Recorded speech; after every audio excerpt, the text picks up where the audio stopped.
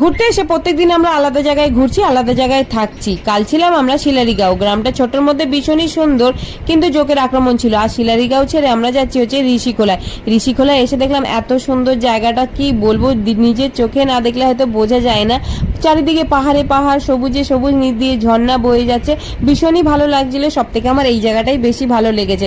আর অনেকটা ট্রাভেল করে এসেছি, তার জন্য আমাদের ভীষণ খিদে পেয়ে গেছিলো। আর আমরা একটু পরেই রিভারে যাব, তার আগে ভাবলাম একটু লাঞ্চ করে নিই, কারণ সকাল থেকে গাড়ির মধ্যে থাকতে থাকতে না অনেক ট্রাভেল হয়ে যায়, আর ঘুরতে আসা মানেই বেশি ট্রাভেলিং। তো এখানে এসে দেখো বাঙালি স্টাইলের খাবার পেয়ে গেলাম, যেহেতু বেশিরভাগ বাঙালিরাই আছে। খাওয়া দাওয়া করে আবার চলে আসলাম দেখো আমরা রিভারে। এখানে এসে অনেক মজা করেছি, অনেক এনজয় করেছি। বড় ভিডিও আপলোড করবো কাল সকালে, কেউ কিন্তু দেখতে ভুলো না। সত্যি ঘুরতে এসেও যে আমার ইউটিউব ফ্যামিলির সাথে দেখা হবে আমি সত্যি ভাবতে পারিনি। এখান থেকে আমরা বেরিয়ে যখন হোটেলে গেলাম, একটা বনু মেয়েকে দেখে চিনতে পেয়েছে, দেখে তারপরে আসলো, ভীষণই ভালো লাগছিল।